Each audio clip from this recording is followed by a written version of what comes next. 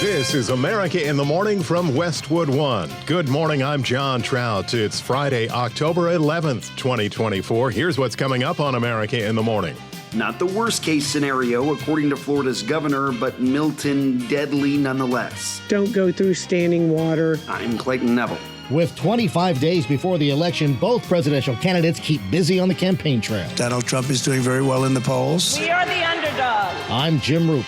A tour group is trapped in a Colorado gold mine. Can't get them out until I can get something down there. I'm Pamela Furr. The latest DACA case heard inside a New Orleans courtroom. Norman Hall will have details. Just when you thought it was safe to make interest rate predictions, along comes a hotter-than-expected inflation report. I'm Peter Schacknow. 10 million pounds of meat and poultry dishes are being recalled for listeria contamination. Ed Donahue, Washington. The family that owns the Minnesota Twins is looking into selling the team. I'm Geffen Coolbaugh. All ahead on America in the Morning. The aftermath of deadly Hurricane Milton. As the storm's impact is becoming more evident, Correspondent Clayton Neville reports significant damage in Tampa Bay and St. Petersburg and further destruction inland. Attention.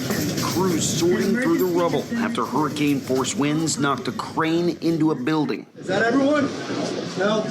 Windows smashed, walls caved in. First responders made water rescues. It's okay, Bubba. It's okay. That's it. That's it. Let's go. It was all hands on deck when it was safe enough to respond to emergencies. 3 juveniles en route to the shelter. City crews worked around the clock. We had over 100 calls that came in. We are responding to those calls, and within that time frame, we had a couple of fires that took place within the city of Tampa. Don't go through standing water, and make sure if you see any trees or wires down, call and report those, and we will get them fixed as quickly as we can. At the pro baseball stadium known as the Trop, the roof was partially torn off. State resources were deployed there as a temporary shelter, but Governor Ron DeSantis says those plans changed with the forecast. Tropicana Field is a routine staging area for these things. The roof on that is not rated for, I think it's rated for 110 miles an hour. They redeployed them out of Tropicana, so there were no state assets that were in Tropicana Field. The governor says Milton spared his state of the worst case scenario. So we'll see. There'll be a lot more that'll need to be done to assess the extent of the damage. But what I think we can say is, we have a lot of resources in play here in Florida to be able to mitigate and get people back on their feet and get the state moving again. I think that's what people want. They want to get back in their homes. They want to see the roads clear. They want to see the bridges reopen. And so that's what our sole focus, so that we get people back. At least 12 people have been confirmed dead in Milton's aftermath. 6 of those deaths reported in St. Lucie County, where tornadoes touched down. At one point in Florida, there were 3 million outages after the storm made landfall Wednesday night. Governor DeSantis says that number is improving now. Since the storm hit, 880,000 have been restored. 11 million people at risk of flash flood and river flooding as damage assessment continues and hurricane recovery begins for the second time in a matter of weeks in a state hit hard by both Helene and now Milton. I'm Clayton Neville. 25 days before Election Day, and both campaigns continue stumping in swing states. Jim Roope reports that includes a former president campaigning for a current vice president and a former commander-in-chief who wants his job back. You want to know the truth? It'll be like Detroit. Our whole country will end up being like Detroit if she's your president. You're going to have a mess on your hands. She destroyed San Francisco. She destroyed, along with Newsom, California. And we're not going to let her do that to this country. We're not going to let it happen. Speaking in Michigan at the Detroit Economic Club yesterday, former President Trump went after the latest not-so-good news on the economy. The Consumer Price Index, a barometer of inflation, rose more than expected last month. 4 years ago, when I left office, we had no inflation. Now, when it comes to the economy, many polls show Donald Trump has a significant advantage with voters.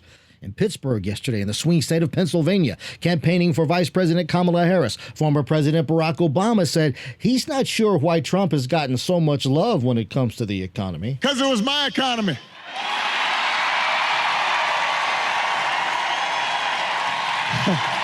We had 75 straight months of job growth. that I handed over to him. Harris, meantime, stumping in the swing state of Arizona yesterday, and again laying out some of her economic plans, such as a $25,000 first-time home buyer down payment assistance program. We will lower the cost on everything from health care to groceries, taking on, for example, the issue of corporate price gouging. I've done it before, and I'm going to do it again.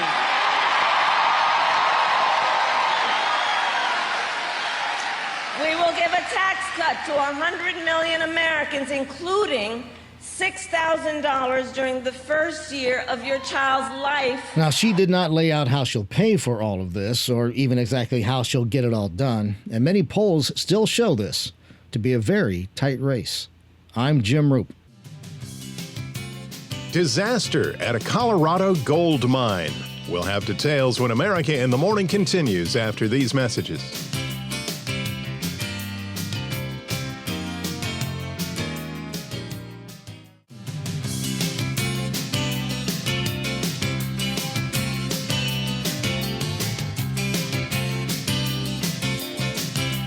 Welcome back. This is America in the Morning. The cleanup begins in Florida, but the weather will be cooperating this weekend. Here's AccuWeather.com meteorologist Matt Rindy. Now, in the aftermath of Hurricane Milton, Florida will have the challenge of cleaning up and rebuilding.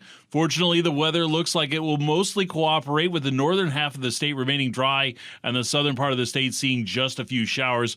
Fortunately, it will not be too hot either, with highs mostly in the mid-80s, which is close to the historical average. Otherwise, a good part of the nation is going to remain dry. There is going to be a cold front moving through the northern Great Lakes, which will produce a shower or two as it passes through. The same system will move quickly into the northeast tonight, with additional showers through northern New York into northern New England. While the west is going to be dry today, there'll be a system moving onshore late tonight in northern California into southern Oregon, and that also will have a few showers along it. Again, we are otherwise expecting a good portion of the country to have a decent amount of sunshine today, from the southwest to the central and southern plains into the southeast and middle Atlantic. Just a few more clouds will come across the northern states. The southwest is going to continue its hot streak, though it does look like an end is in sight after the weekend. The central and southern plains will be quite warm to hot today, with highs well into the 80s and 90s. This will also extend into the southern Great Lakes. A few places from Iowa and Illinois southward to Texas and Mississippi will challenge record highs this afternoon. And then we're looking at afternoon temperatures a little bit closer to their historical average through the northwest into the northern plains states. That's the weather across America. Madison, Wisconsin will have a warm day with partly sunny skies and a high of 81. Norfolk, Virginia will be cooler with plenty of sunshine and a high near 70. I'm AccuWeather.com meteorologist Matt Rindy. You can follow us wherever you get your podcasts. Apple, Spotify, Amazon, and YouTube. Just search America in the Morning in your favorite listening app.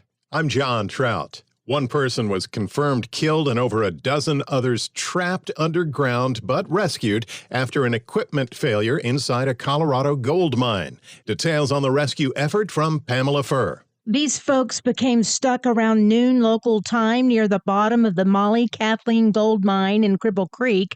They were part of a group taking a tour of the facilities. Teller County Sheriff Jason Mikes did have one fatality that occurred during this issue at 500 feet. He also says there are injuries with those who had been rescued, but most have been treated already and released from the hospital. What occurred was at about 500 feet deep, we had a mechanical issue that created a severe danger for the participants or the riders that were on board. Elevator and mine safety experts are there making sure it's safe before they use it to bring those people trapped up to ground level. I want to keep people calm because I can't get them out until I can get something down there. Mike Sell says there is a backup plan to use ropes. Engineers from the state of Colorado, from our local jurisdictions, mine safety from our partnering mine right over here, our fire departments. The mine is about 1,000 feet deep and is a popular tourist destination. This particular Colorado mine hasn't had any kind of incident like this one since 1986. I'm Pamela Furr. A 6-year legal battle over the Deferred Action for Childhood Arrivals, or DACA, faced appellate court judges inside a New Orleans court while protesters demanded justice outside. Correspondent Norman Hall reports. Immigrants who grew up in the U.S. after being brought here illegally as children were among close to 200 demonstrators who gathered outside a federal courthouse in New Orleans where 3 appellate court judges heard arguments over the Biden administration's policy shielding them from deportation. At issue is the future of about 535,000 people who have long established lives in the U.S., even though they don't hold citizenship or legal residency status and could eventually be deported. The government argued states should not be able to challenge the Deferred Action for Childhood Arrivals or DACA program because they've suffered no harm. But Texas and 8 other Republican-dominated states argued the program has cost them hundreds of millions of dollars in public spending. I'm Norman Hall. In sports, 3 turnovers for the Seattle Seahawks handed the San Francisco 49ers a 36-24 win. What increase Social Security recipients will see in 2025? That number may surprise you when we return on America in the Morning after these messages.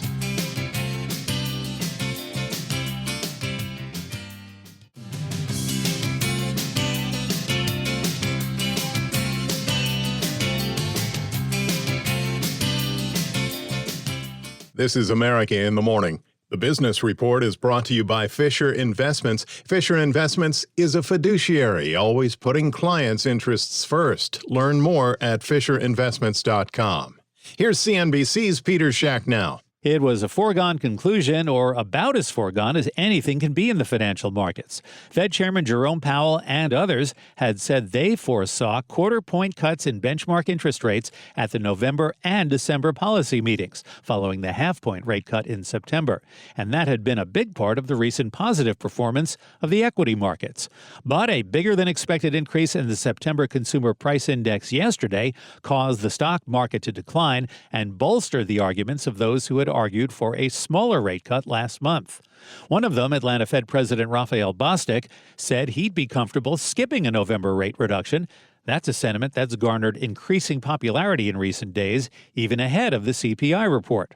However, another Fed official, Chicago Fed President Austin Goolsbee, says too much can be made of a single month's data. The overall trend is what's important. And the overall trend over 12, 18 months is clearly that inflation has come down a lot and the job market has cooled to a level which is around where we think full employment is. And we'd like to get both of them to stay kind of in the space where they are right now. That's exactly how a number of optimistic stock investors see it, including Josh Brown, CEO of Ritholtz Wealth Management. It's warm, it's not hot. Warm is good if it's tied to economic growth, and that's what's going on right now. So it's not warm in the absence of other good news. It's warm in the presence of very good news from around the economy. So we'll take it for what it is. It's a tenth warmer than what was expected. I don't think they're going to call an emergency meeting at the Fed to debate 25 or 0 or 50 basis points. We'll see how and if those arguments change later this morning when the government issues another inflation reading, the September Producer Price Index. That comes out at 8:30 Eastern Time. Investors will also have corporate earnings to consider. This morning marks the kickoff of earnings season, which starts with about a week's worth of reports from major banks and financial companies. First up, J.P. Morgan Chase, Wells Fargo, Bank of New York Mellon, and BlackRock, which are out with quarterly numbers before the opening bell. Peter, disabled and senior citizens want to know what's going to happen with Social Security. Any increases for next year? The slowdown in inflation this year, yesterday's numbers notwithstanding, will mean a smaller increase for 2025 than recipients received in 2024. The 2025 increase will be 2.5%, according to newly released figures, down from this year's benefit hike of 3.2%. That 2025 number is the smallest since 2020, when retirees received a 1.3% increase. Peter Schack in for CNBC's Jessica Ettinger. When we return, we want to make our America in the Morning listening audience aware of an important recall involving meat and chicken. We'll have that story after these messages.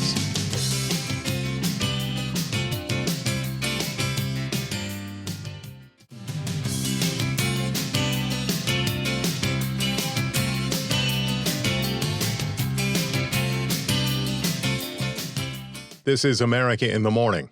We want to make you aware of an important recall involving 5 tons of meat and chicken over concerns of listeria contamination. Correspondent Ed Donahue reports. 10 million pounds of meat and poultry dishes are being recalled for listeria contamination. Bruce packed chicken has been identified as the source of listeria found in samples of poultry during routine testing at the company's plant in Oklahoma. The Agriculture Department says 75 meat and chicken products were shipped to restaurants, food service vendors, and other sites around the country. There are no confirmed reports of illnesses linked to the recall. The CDC says about 1,600 people are infected with listeria bacteria each year. About 260 die. Listeria infections typically cause fever, muscle aches, and tiredness, and may cause stiff neck, loss of balance, and convulsions. Officials are worried the foods may still be available for use or stored in refrigerators or freezers. Ed Donahue, Washington. If you've got the money, do we have a Major League Baseball team for you? Soon up for sale. Correspondent Gethin Coolball reports. In a statement released Thursday, the Pohlad family says they reached the decision after months of thoughtful consideration and pledged, quote, to find an ownership group who all of us can be proud of and who will take care of the Minnesota Twins. The Pohlad family has owned the Twins since 1984. The team won 2 World Series titles under the family's ownership in 1987 and 1991. Minnesota advanced to the American League Division Series a season ago, but missed the playoffs this season with an 82-80 record. I'm Gethin Coolball. America in the Morning for Friday, October 11th, 2024 is produced by Jeff McKay, senior producer Kevin Delaney. I'm John Trout. This is Westwood One. This is America in the Morning from Westwood One. I'm John Trout. Coming up this half hour. When disaster relief meets politics, I'm Clayton Neville. Theme parks and airports reopening in Florida today. President Biden is blasting his predecessor over spreading misinformation. Sagar Magani, Washington. They're still talking about what happened in the Arizona Senate race debate. I'm Bob Brown. That story next. A deadly chemical leak in Texas and a ruling in the Trump classified documents case. We'll have details. Millions of Americans on Social Security will get a 2.5% increase beginning in January. I'm Rita Foley. A new film in theaters tells the story behind the premiere of Saturday Night Live. I'm Kevin Carr. Back after these messages.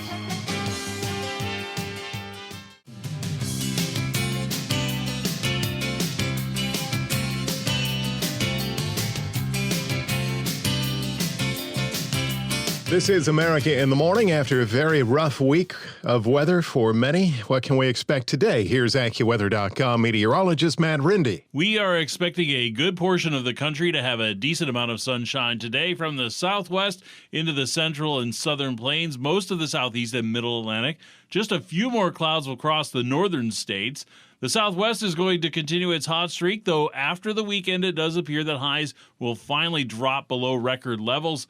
And then the central and southern plain states will also be quite warm to hot today, with highs well into the 80s and 90s. This will also extend into the southern Great Lakes. A few places from Iowa to Illinois, southward to Texas and Mississippi will challenge record highs this afternoon. Afternoon temperatures will be a little closer to average to the northwest and northern plain states, as well as the northeast, with afternoon highs mostly in the 60s. That will continue into the middle Atlantic with highs in the 60s and 70s. Looking at Florida today, with Milton now well out to sea, the residents of the region will have the challenge of cleaning up and rebuilding in the coming weeks and months. Fortunately, to start, the weather looks like it will mostly cooperate, with the northern half of the state remaining dry and the southern part of the state seeing just a few showers. Fortunately, it will also not be too hot either, with highs largely in the mid-80s, which is close to average for this time of year. The only other concern for showers will be a cold front moving through the northern Great Lakes, which will produce a shower or two as it passes through. This system will then move quickly into the northeast, with additional showers through northern New York into northern New England. And while the west is going to be dry today, there will be another system moving on shore late tonight in northern California into southern Oregon, and that will have a few showers developing along it. That's the nation's weather. I'm AccuWeather.com meteorologist Matt Rindy. Follow us wherever you get your podcasts. Apple, Spotify, Amazon, and YouTube. Just search America in the Morning in your favorite listening app. I'm John Trout. As the federal and local governments are grappling with a double dose of hurricane recovery in the aftermath of Helene and Milton, Correspondent Clayton Neville reports the political back and forth continues ahead of the November presidential election. In Florida, recovery still very raw. Please be cautious of downed power lines. Don't touch them. Don't remove tree debris that may be entangled with downed power lines. Standing water can conceal downed power lines. The state's governor, Ron DeSantis, in the aftermath of Milton, which made landfall as a Cat 3 hurricane late Wednesday night on Florida's west coast, before moving across the state and exiting on the east. And you have people that are out there assessing damage right now. First responders have been working all through the night to help people who are in distress. At least a dozen people reported dead in the storm system that spawned a number of tornadoes across the Sunshine State. The recovery begins, or really continues, just weeks after Hurricane Helene ravaged some of the same region. And the back and forth over the federal and state response continues weeks ahead of the presidential election. Governor Ron DeSantis was asked about reports that he ignored Vice President Kamala Harris's phone call regarding the hurricane. But the fact of the matter is they put out a story saying I didn't even know she was trying to reach me, but she has no role in this process. And I've been dealing with these storms in Florida under both Trump and Biden. Neither of them ever politicized it. President Biden was asked about it and simply said that all he could say was that he spoke with the governor. Biden pointing to Congress for long-term help. I think the Congress should be coming back and moving on the emergency needs immediately. And they're going to have to come back after the election as well, because this is going to be a long haul for total rebuilding. Homeland Security Secretary Alejandro Mayorkas echoed that call regarding FEMA funding, but he did insist. We have the capability and the capacity to respond to and recover from multiple simultaneous disasters. FEMA Director Deanne Criswell says that plenty of FEMA resources are on the ground. And I will continue to make sure that we are bringing everything we need to support the Floridians in their response and their recovery from this event. The day after the storm brought water rescues and damage assessment. Days to come will bring cost estimates and debris removal, a process that'll take weeks or even much longer in some spots. I'm Clayton Neville. It may be some time before neighborhoods and towns will be back to normal following the destruction brought by Hurricane Milton, but the same cannot be said for the Sunshine State's famous theme parks. Florida attractions, including Walt Disney World, Universal Orlando, and SeaWorld, plan to reopen today. The two-day closure of Disney's parks is believed to have cost the company between $150 to $200 million. That would surpass the $100 million toll Disney reported during Hurricane Irma in 2017, when the parks were closed for 2 days. It was reported that Disney's Castle and Epcot's Spaceship Earth were made to withstand a Category 3 hurricane. And as for transportation, the international airports in Orlando, Melbourne, Daytona, Tampa, and St. Petersburg Clearwater, which were all shut down on Wednesday, will all reopen today after canceling over 2,000 flights in the past 48 hours. America in the Morning continues. President Biden is angrily calling out Donald Trump and others, claiming they're spreading misinformation about the federal response to Hurricane Helene and Milton. Washington correspondent Sagar Magani has the latest. Kamala wined and dined in San Francisco, and all of the people in North Carolina, no helicopters, no rescue. It's just what's happened there is very bad. They're offering them $750 to people whose homes have been washed away. And yet we send tens of billions of dollars to foreign countries that most people have never heard of. President Biden is blasting his predecessor over spreading misinformation about the federal hurricane response. The federal government, on the other hand, has not done what you're supposed to be doing. In particular, with respect to North Carolina, they've let those people suffer unjustly. For days, the White House has admonished Donald Trump and others over false claims, like saying FEMA's assistance is capped at $750. That's actually an immediate need payment for urgent requirements like food and diapers. Mr. Trump and all those other people know it's a lie to suggest that's all they're going to get. That's bizarre. It's bizarre. They got to stop this. They're being so damn un-American with the way they're talking about this stuff. Asked if he plans to talk with Trump and urge him to stop. Are you kidding me? And then look straight to the TV cameras. Mr. President Trump, former President Trump, get a life, man. Help these people. Sagar Magani, Washington. Ethel Kennedy, the widow of Robert F. Kennedy and matriarch of the Kennedy family, has passed away at the age of 96. A look back on her life with correspondent Shelley Adler.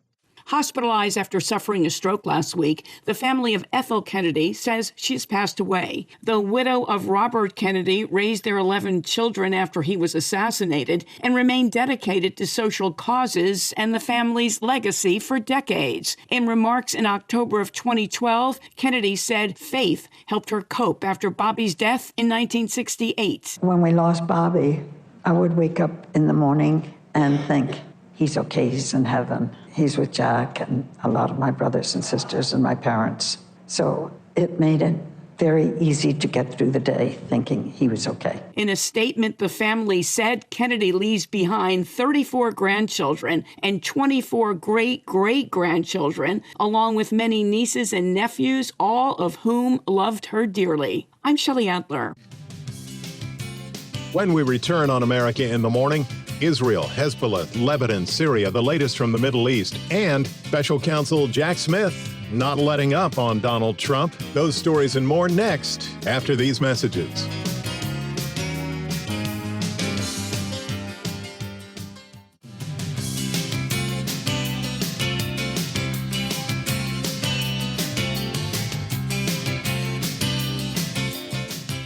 Welcome back. You're with America in the Morning. I'm John Trout. Immigration and abortion were front and center for the candidates running for the open Senate seat in Arizona's only scheduled debate. Bob Brown has a recap. I want to make sure that UVF is protected. I have many friends who are here. They're my friends today because of UVF. Wait, let's hear that again. I want to make sure that UVF is protected. I have many friends who are here. They're my friends today because of UVF. Arizona Republican senatorial candidate Kari Lake and Democratic Congressman and former Marine Ruben Gallego squaring off in Wednesday's debate in Phoenix, which has left the former TV news anchor scrambling to get her struggling campaign back on track with Election Day closing in fast. Lake on the issue of reproductive rights and IVF, which runs contrary to the Republican platform, incorrectly identifying the procedure. I want to make sure that UVF is protected. I have many friends who are here. They're my friends today because of UVF. Many political observers say Lake's campaign is running on empty, and the hope was she could get things back on track. But the 2022 governor's race, in which she lost in a near-dead heat to Democrat Katie Hobbs, seems to be getting in the way. She's still in denial about the 2022 election. And now I give you 1 minute. You have 1 minute. Will you finally tell the people of Arizona, did you win or lose that election? Can I talk about water really quick? Meantime, Newsweek reporting the latest poll taken after the debate shows Gallego increasing his lead over Lake. I'm Bob Brown. 2 people are dead, at least 35 others affected after a chemical leak involving hydrogen sulfide occurred at a facility in Deer Park, Texas. A shelter-in-place order went out to residents in Deer Park and the neighboring town of Pasadena, according to the Harris County Sheriff's Office, telling people to seal their windows and doors and not use the air conditioning systems. But that order was lifted just a few hours later. The Pemex facility where the incident occurred was a refinery that processes crude oil to produce gasoline and other fuels. Hydrogen sulfide is a highly toxic and flammable gas that contains a foul odor, best resembling the smell of rotten eggs. An investigation to find out what caused the leak is underway. America in the Morning continues. If you collect Social Security, you'll be getting an increase in 2025, but it may not be as much as you'd expect. Correspondent Rita Foley has the numbers. Millions of Americans on Social Security will get a 2.5% increase beginning in January. That's an average of about $50 more in their monthly checks. But retirees like 82-year-old Sherry Myers in Pensacola City, Florida, say it is not enough. She says, I would like to eat good, but I can't. When I'm at the grocery store, I just walk past the vegetables because they're too expensive. She's now hoping to get an hourly job at Walmart to help make ends meet. Social Security Commissioner Martin O'Malley says those who feel that the increase is not enough are not wrong. He says there is a push to recalculate the cost of living increase so it more accurately reflects the spending patterns of older people on things like health care, food, and medicine costs. I'm Rita Foley. A judge has agreed to unseal additional filings from special counsel Jack Smith laying out his election interference case against former President Trump, something Trump's attorneys signaled they plan to challenge. U.S. District Judge Tanya Chutkin okayed the request to unseal a number of exhibits from Smith's 180-page brief, asserting that prosecutors can still bring much of their January 6 case against Donald Trump. Now, that's despite the Supreme Court decision granting former presidents broad criminal immunity. Trump and his legal team are opposed to the decision, citing the closeness of the 2024 election. For that reason, Chutkin agreed to stay her ruling for 7 days, so Trump's attorneys can plan their arguments. Turning to the Middle East now, as the world awaits how and when Israel will respond to the recent missile attack launched by Iran, the Israeli military continues to target Hezbollah with strikes in Lebanon and Syria by air and a ground incursion into Lebanon's south. As Correspondent Norman Hall reports, the latest Israeli strike in the Beirut suburbs has killed at least 22 people and drawn condemnation for injuries sustained by United Nations peacekeepers. Don't let these terrorists destroy your future any more than they've already done. Stand up and take your country back. You have an opportunity that hasn't existed in decades. An opportunity to take care of the future of your children and grandchildren. Lebanon's health ministry says Israeli airstrikes hit different parts of central Beirut on Thursday evening, killing at least 22 people and wounding dozens. We took out thousands of terrorists, including Nasrallah himself, and Nasrallah's replacement, and the replacement of his replacement. Today, Hezbollah is weaker than it's been for many, many years. According to an AP photographer at the scene, one attack brought down one 8-story building and wiped out the lower floors of another building. Hezbollah's Al-Manar TV reported that an attempt to kill a top security official with the group had failed and that he had not been inside either of the targeted buildings. Meanwhile, the UN peacekeeping mission in Lebanon said in a statement that its headquarters and positions have been repeatedly hit by Israeli forces. 2 peacekeepers were wounded in southern Lebanon. I'm Norman Hall. Lots to cover in Friday sports. Let's get to it with America in the Morning's Robert Workman. Baseball playoffs, the Yankees topped the Royals 3-1 to win their American League Division Series 3-1. Garrett Cole pitched like a $36 million ace for 7 innings. We're focused. We're trying to improve the brand of baseball that we're playing as we continue to get deeper into October. In Detroit, the Guardians edged the Tigers 5-4 to force a decisive Game 5 tomorrow in Cleveland. The hero, David Fry. He didn't even start the game, but delivered a go-ahead pinch hit 2-run homer in the 7th, and then for insurance laid down a run-scoring squeeze bunt in the 9th. Manager Stephen Vogt. David Fry is one of the best baseball players in this league. He's just a baseball player. You saw it tonight. Saturday's winner will head to the Bronx for Game 1 of the American League Championship Series on Monday. Tonight, it's a winner-take-all Game 5 at Dodger Stadium. The Padres and the Dodgers for the right to host the Mets in the NLCS starting Sunday. Football, the 49ers flattened the Seahawks 36-24 to open NFL Week 6. Brock Purdy threw 3 touchdown passes. Sunday's action starts early in London with the Jaguars at the Bears. College football Saturday, top-ranked Texas meets number 18 Oklahoma in the Red River rivalry game in Dallas, and number 2 Ohio State will be at number 3 Oregon. NHL, the Kings slashed the Sabres 3-1 on Kopitar with a natural hat trick in period 3. Utah got by the Islanders in overtime, Dylan Guenther with his second straight 2-goal game, and the Blues wiped out a 3-goal third period deficit to nip the Sharks in overtime. And Rafael Nadal made it official on Thursday. He's retiring from tennis at the end of the year. The 38-year-old winner of 22 Grand Slam titles, second only to Novak Djokovic in men's play, will close out his career playing for Spain against the Netherlands in Davis Cup play next month. That's Friday Sports. Thank you, Robert. When we return on America in the Morning, Diddy all smiles in court. That and more after these messages.